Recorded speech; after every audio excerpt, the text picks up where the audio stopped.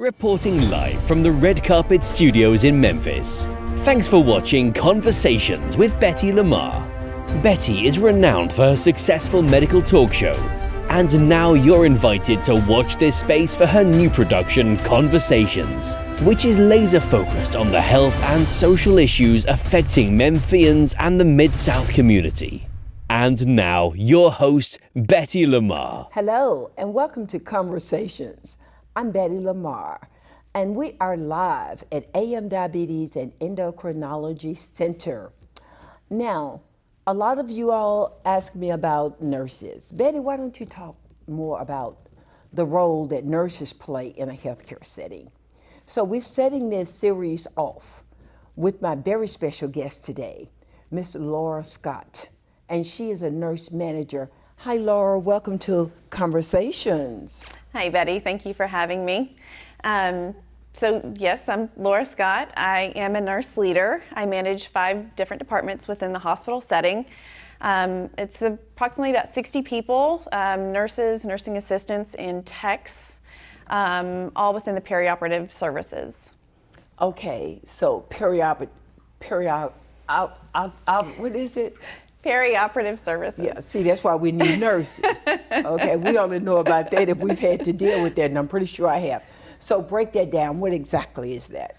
So that's in and around surgery, operative services.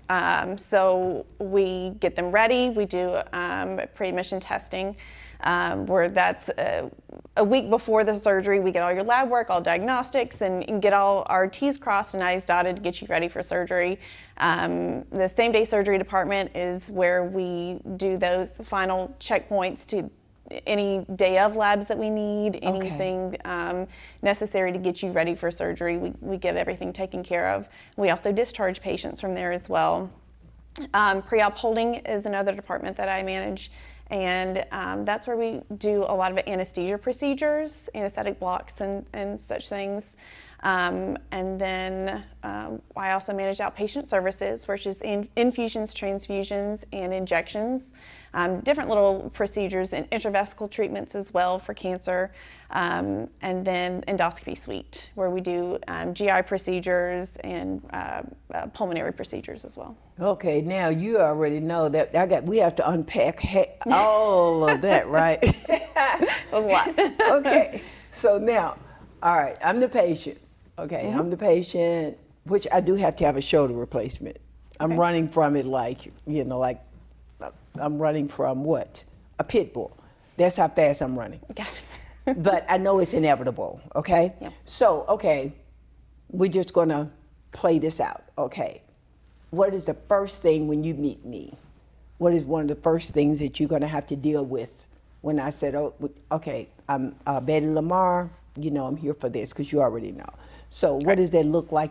You're talking to me about, Betty, this is what's gonna happen to you. So you schedule surgery with your physician in their office. Okay. And then you'll come to the hospital for pre-admission testing, again, about a week before your surgery. So any pertinent labs that you'll need, blood work is what I'm referring to, any if you need any EKGs or chest x-rays, anything related to your health condition that we need to check to make sure you're safe and ready for surgery, we'll get all those diagnostic tests done at that point. Okay, so what does I've always wanted to know this, because everybody have to do that, this blood pre-thing. What does the blood have to do with it? Is that for the purpose of just in case something, for some reason that person have to have blood? What do y'all have to do the pre-blood testing for? So the standard blood work that we do is more about the chemistries, your electrolytes, potassium, and your levels and how you are and the safety of that and how it's going to mix with the anesthetic medications. Okay. So that's the standard blood test that we do, and then depending on what type of surgery, they will test of what type your blood is and have that ready in case you do need a transfusion, but not all surgeries require that. Okay. So is it possible that a person can hide something, maybe that they're, some chemical that, like you all ask questions. Like when I go in there, I say, well, do you smoke? do you do this? Do you do that? And of course, I'm always honest because I've worked in surgery and I know I don't want them to do anything to me and end up having an adverse situation because I lied to the doctor. So can a person literally lie about something that they're taking because they don't want to reveal that? That's a great question. Okay. And I'm glad you asked that. So number one, honesty is the best policy because in the healthcare setting, we are not judging. It is none of my business or any of my nurses of what you do in your free time. We're not asking because we're investigating you. We're asking because of how that can interact with the anesthetic medications that you'll receive during surgery. And they can be very serious. So it is very important to be honest about anything that we ask. We ask those for a reason.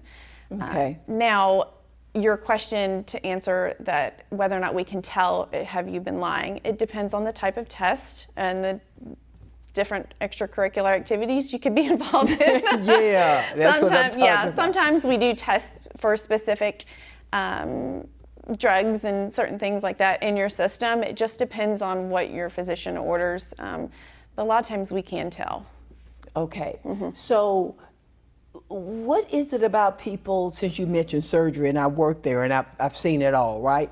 So what is it about some people that it take them longer to I guess you'd say wake up or after they have surgery versus others? I always say they must be a smoker. Maybe they didn't, did they get too much anesthesia? Did they not tell the doctor what's in their system?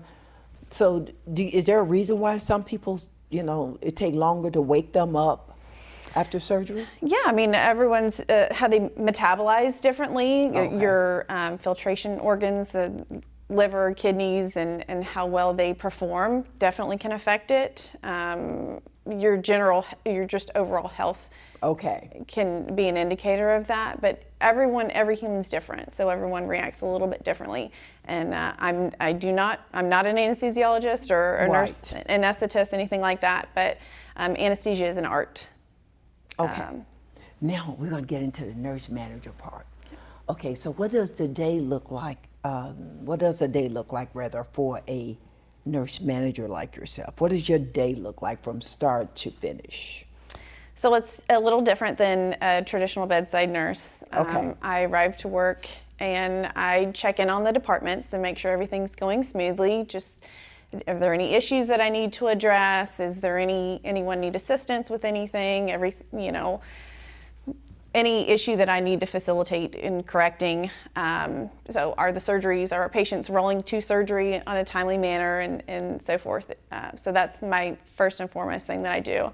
And then once I, check on all my departments, make sure everyone's settled in, then I get to do paperwork.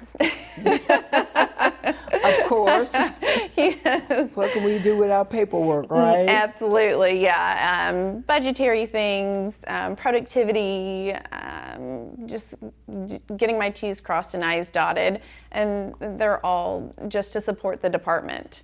And there's a lot of flexibility within my day because I have so many departments and it's surgery. There's a lot of different situations that can pop up that we have to handle, and so it's not as consistent as maybe some other professions, but it's always an adventure.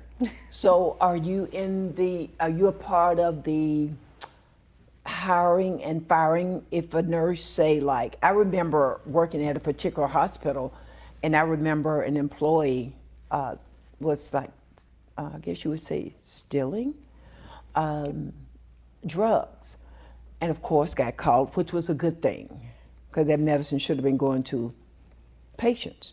So would you be called in if there was some kind of discrepancy with meds or anything like that, or if there was something going on with the nurses? Are you just working, are you the nurses manager, you manage your nurses, or you just manage all the departments? Great question. Again, I do manage the nurses and the departments and the personnel within those departments. So again, it's not just nurses, it's techs and nursing assistants as well. And yes, part of that paperwork piece is doing audits and just following through and seeing, was this medication pulled out of the Omnicell, the security. Yes. Holding all the medication. So was this medication delivered to the patient? How much was?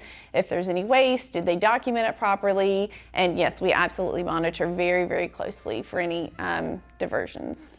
Okay, now we're going to take a break. Miss Laura Scott, and we will be back shortly, and we're going to go into more of this. I'm learning so much, and this is so good. And I know our viewers will be happy to give you, not just ladies, but we always associate nurses with females, but there's some great males as well. And hopefully we'll end up getting one of those male guys on here. But right now it's all about the girls. So I'm Betty LaMarr again, and you're watching Conversations. My very special guest is nurse manager, Miss Laura Scott, and we'll be right back after this break. Have you ever thought about a talk show about HR? Well, it's here. HR TV is here. HR TV featuring the talk show Let's Talk HR with Dr. Deneen. I'm Dr. Deneen. The show's content will demonstrate the importance of HR in the workplace and how vital the voice of HR is to successful organizations. The show will spotlight HR professionals on every level with a focus on learning more about the people behind the profession. It's upbeat, it's fun, and it has informative episodes. The show will advance the HR profession by assisting HR professionals and organizations stay abreast of the most relevant and compliance-based information important to the workplace today. Be sure to subscribe to the channel to be a part of the TV show's community and click on the notification bell so you will be notified when new episodes post. This is HR TV. I'm Dr. Deneen Lester, and I want to talk HR. Hi, I'm Laura Scott, and we're here having a conversation with Miss Betty LaMarr, and I am a nurse manager, and we're speaking to what a nurse leader or nurse manager does in the healthcare setting. Okay, so thank you. Thank you for doing that for me. I was busy scratching. Okay, so now let me ask you this, Laura. I know sometimes in hospital, I've seen so many situations where the family, we can not be very nice people sometimes. And you all come in and you do so well and you take care of the situation. So do you ever have situations where your nurses maybe have a patient or a family member? Normally it's the family member because the patient hurting. So the family member is acting all, out of order. And how do you handle that? Absolutely. When you come to the hospital, and especially in my specialty areas or to our procedural areas, there's a lot of anxiety. They don't know, it could be a diagnostic test that they're getting, or it could be a surgery that they're getting ready for, but there's a lot of anxiety and there's a lot of emotions built up. So yes, a lot of times patients and families themselves can get worked up. And I do absolutely have to deal with that, and I'm happy to do so. There's wait times, things change, and change again makes people nervous. So, I think the best thing to do is help set expectations with patients and families, and we try to do the best we can. Again, things change, surgery, emergencies arise that can delay, the schedule of your surgery and this and that. But I just try to take it from a very compassionate, empathetic position when I go to talk to families, and I want to hear what they have to say and what their experience was, and what I can do to make it better. Okay, so let's go back to, like, say, a surgical setting, because I worked in surgery, so I sort of, see what's going in there. So will you have to be notified on those situations when, say, like, when you mentioned emergencies, delays for whatever reason? So I remember situations where there was a delay. Of course, the doctors don't like to be delayed because they're on a schedule and they need to get it done. And they would get like really upset sometimes because I was supposed to be first, so I was, I didn't know I was going to be pushed way back here. I got to be. So how do you all deal with the doctors if they're not happy? Do you have to? Yes, and again, I feel like I take the same approach. I don't envy your task. Well, I'm happy to do it. Okay, all righty. They're human beings too, and they have the same anxieties. They Yes. take their profession very seriously. That's right. And they want the patient to be taken care of safely and effectively as well. And you just take an empathetic approach to it and have a rational conversation with them and Okay. they can be rational. Yeah. Yeah. It's just working together to get the patient taken care of. We all have the same goal in mind. So at the Okay. end of the day, that's what it really comes down to, is taking care of that patient. And Okay. we always seem to work it So, out. with working with how many nurses under your leadership? I have approximately a staff of 60. Whew. So, mostly females. Majority, yes. Okay, the majority females. How in the world do you keep that female energy, especially, because we call it being catty? How do you keep them, what do you call it? Not happy, but under control. Thanks for tuning in to Conversations with Betty LaMarr, coming to you live from the Bluff City. Conversations is weekly wall-to-wall talk about all things Memphis and the Mid-South. Conversations with Betty include people just like you, living on the Bluff, doing what you do to uplift the city of Memphis. And now, your host, Betty LaMarr.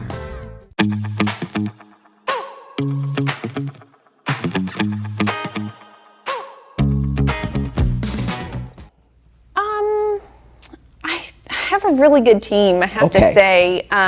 Good for you. I inherited a good bit of them, and then I do a lot of hiring myself. And Okay. when I hire people, I have a mandatory shadow session for anyone that wants a job or that we're seriously considering as a candidate. That way they get a feel of the department, what we do, what a day looks like for them, and also who they're going to be working with. Okay. So their coworkers, the physicians, the other team members. So I really try to get everyone a feel of what it looks like to work in that department, because it's a huge commitment. A job is a huge commitment, and a 30-minute interview I just don't think is very sufficient. No. To get a real feel of what you're going to be doing. Because I can make you think whatever I want you to think in 30 minutes. Absolutely. But then when I'm on the job, you go like, who is Betty LaMarr? Yeah. That's not the lady that I interviewed. She Yeah. was so nice and kind. And now she's like a Hellcat on the unit, right? Absolutely. So have you ever had the unfortunate position where you had to maybe fire somebody or something like that? Or not fire, but they just didn't work out? Absolutely. That's part of the job. And to be very honest with you, the terminations that I have been facilitating, I actually feel good about those, because Okay. I'm keeping my patients safe and my Yes. team happy. So if that ever comes to a situation where I do have to terminate someone, it's a good thing for the team to separate that relationship. So I know that I'm advocating for my team and my patients, number one, and it's just a part of it. Okay, so let's start at the beginning. I know you didn't become a nurse manager overnight. Take me back to the beginning when you first decided, oh, I want to get into nursing. Where did that start? I like to go back to bring us forward. All right, so this is my story. Okay. I started out as a chef. I love to cook. I had a big Really? family, and I've always cooked dinner for them, and I just loved it. Food Network 24/7. I admire you. I can't fry an egg. Okay. So my grandmother fell ill, and the first thing I did just cook. Okay. I researched all these nutritionally dense meals, and that's what I could do, right? That was my wheelhouse. Okay. And unfortunately, it didn't help. She was too sick, and Okay. she passed away, and we had a freezer full of food. Okay. And through that experience, I realized that was me taking care of her. Okay. And seeing the nurses take care of her in the hospital was inspirational to me, and that I wanted to take care of people on a higher level. Yes. And do more. And so I enrolled in nursing school after she had passed away, and I'm fulfilling that. Okay, I'm sure she'll be proud of you. Well, did you originally start like back? You're so young, but back in the day, to be an LPN was a big deal. You know, like, because I'm 69 now, so back then LPNs was it. If you was an RN, it was like wow. But now everybody is an RN. So did you originally go in as an RN when you first had your training, your studies? I did. I went in and got an associate's degree. So that was a 2-year degree. And then I immediately enrolled into a bachelor's program. So I do have my BSN as well. Okay. And yeah, leadership was not on my radar, I have to say. That was not, I did not enroll in nursing school and say, I just want to manage, no. Okay. But I think it was a natural progression for me. I've always been a take charge personality, and I'm just a natural leader, and it just happened. Well, good for you. You know, I always, kind of went above and beyond while I was at work, and helping create better processes within my departments and what was in my control. And my leaders saw that in me, and they helped develop and mentor me into the role that I'm in now. That is so wonderful. I have a sister that's a registered nurse, and really a family of not only of military, because I'm a service member, but either in my family you went into the military or some form of nursing in the medical field. So that's pretty cool. So I think that's one of the reasons I decided to do medical talk, because it was just a part of who I am. I chose the military instead, but that medicine was always inside of me. And I have a couple, 2 or 3, I call it my medical mentors, doctors that I've interviewed over the years that I'm not going to call their names because I don't want the others to think that they're not special as well. But you're going to always have 2 or 3 that's going to make you feel like, yeah, this medical talk thing is pretty good, because I envision it, honestly, Laura, has been a boring thing. Because normally on TV you'll see 2 doctors and they're talking to each other. You don't know what they're talking about. Yeah. Because they're talking to each other. And I said, I want to do one and keep it plain and simple so people at home can understand, because I'm the plain and simple. I didn't go to medical school, but I feel like it's up to the person in your chair to know the stuff. So I'm just going to throw it at you, and I expect for you to throw it back at me on a professional level. So this is really good.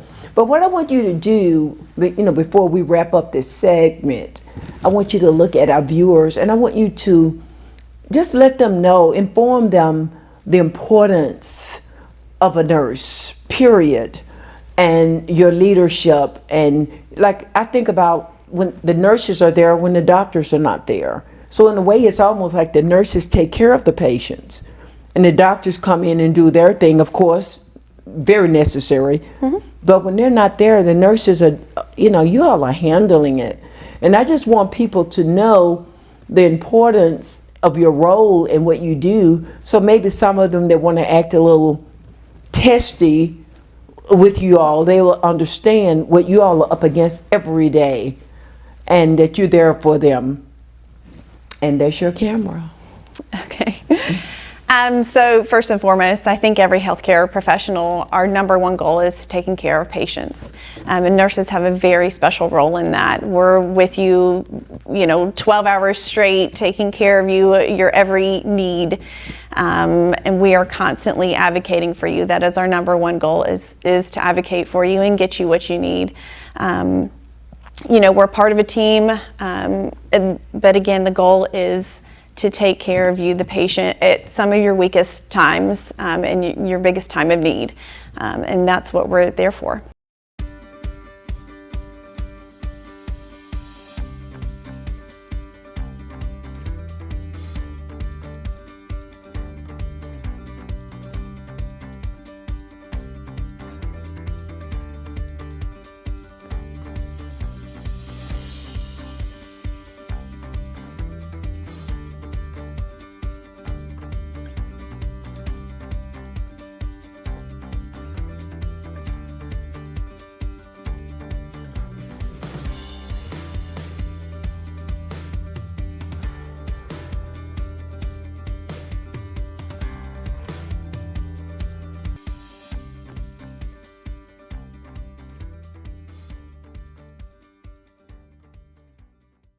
help you get better.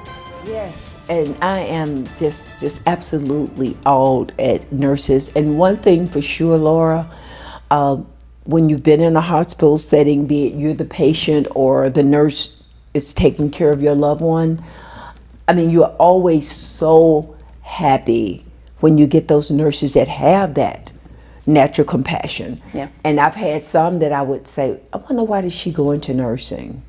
But it could be because it was a bad day for her. You know, we all are, like you said earlier, we all are human beings. Absolutely. And we have things that we're dealing with. Mm-hmm.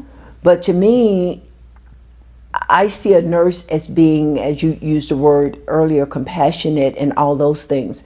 So to me, if you're not going to be compassionate and empathetic, why choose this profession? Because you're going to have to be. You're dealing with people that maybe have just got, the doctor may have just went in and say, you got 2 hours, or you may have 6 months. So they're not happy already. And when a nurse comes in with that compassion and just being empathetic, that's what I just love about 99.9% of every nurse that I've ever had to deal with my family members, or even myself when I had to have surgery. And obviously, I guess you could say, people ask me, am I a bariatric patient? Because I have a lot of bariatric shows. Mm-hmm. Because I just think it's very interesting to see people decide in their life that they want their health to be better and their life to be better. So I do a lot of shows, you know, that showcase, and a lot of patients, they showcase, you know, where I was and this is where I am. So a lot of people ask me, did you have bariatric surgery? Like I'm sort of kind of like hiding it. Mm-hmm. And I'm going to be honest with you. Sometimes I say yes. So anyway, Laura, thank you so much for being my very special guest today, setting off this series all about nurses. I like to say Nurses 101, because we're going to talk about everything that nurses do on a daily basis. Well, thank you. I really appreciate you giving me this platform and help explain to the rest of the population out there to try to create that ease for them when they come into the hospital setting or healthcare setting. So thank you very much. Yeah, well, you came highly recommended by a nurse. So if you're going to do this nurse thing, you need to find Miss Laura Scott, because she will be the first one that you will want to speak with, and then you take it from there. Thank you, Laura. Thank you, Betty. Thank you for watching Conversations with Betty LaMarr. I had a wonderful conversation today with Laura Scott. Now you know what it's like to be a nurse manager. And I implore you to be very kind to your nurses, because they're doing everything possible that they can to make your stay well at the hospitals, okay? And you got to think, you're not the only patient that nurse has to deal with on a daily basis. So be patient and be kind. Have a good day. See you next again time. for watching Conversations with Betty LaMarr. Tune in on Fridays at 9:30 p.m. on Xfinity Cable Channel 17 and simultaneously on Channel 1091. For more great shows, subscribe to Betty's YouTube channel, Betty LaMarr Memphis.